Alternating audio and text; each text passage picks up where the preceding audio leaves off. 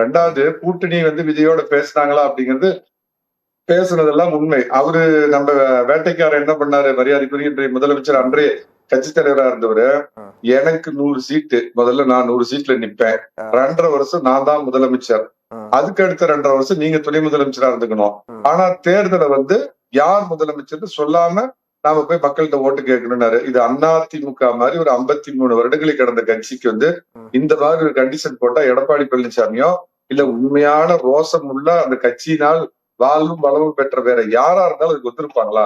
அப்ப என்ன சொல்றாரு, சரி தம்பி நீ போய் தனியா நினைக்க, நாங்க தனியா நினைக்கிறோம் அப்படின்னு ஐயா நான் கேக்குறது, நீங்க கேக்குற கேள்வியில கூட ஒரு லாஜிக் இருக்குன்னு வச்சுக்கீங்க.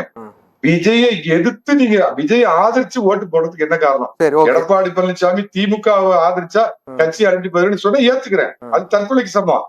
ஆனா நேத்து கட்சி ஆரம்பிச்சு விஜயோட போய் நின்று நான் அதிமுகவை காப்பாத்துறேன் அப்படின்னா ஒன்ன காப்பாத்திக்க போனியா, அதிமுகவை அழிக்கிறதுக்கு போனியா அப்படிங்கிற அந்த கேள்வி நான் கேட்கறது நுட்பமான கேள்விக்கு முதல்ல நீங்க விடை தேடுங்க. நீங்க இதெல்லாம் போய் அவரை எதிர்த்து ஓட்டு போட்டுட்டு நீங்க அவரை நெடுஞ்சாலை நகர்லயோ இல்ல கிரீன்வேஸ் ரோட்லயே கூட்டுக்கு பொதுக்குழு அப்படின்னு சொல்லியிருந்தா எடப்பாடி பழனிசாமி திக்குமுக்க அடி போயிருப்பார். அவர் தொண்டர்களுக்கு முன்னாடி நீங்க கேட்கிற அத்தனை கேள்வி நியாயம் அப்படிங்கிற அளவுக்கு இவங்க உயர்ந்து இருப்பானுங்க. பதவி வெறி பிடிச்ச பணவெறி பிடிச்ச ஊழல் பெருச்சாளிகள் இன்னைக்கு போகிறதுக்கு இடம் இல்லாம நடு ரோட்ல அனாதைகள், அரசியல் அனாதைகளா நிக்குதுங்க.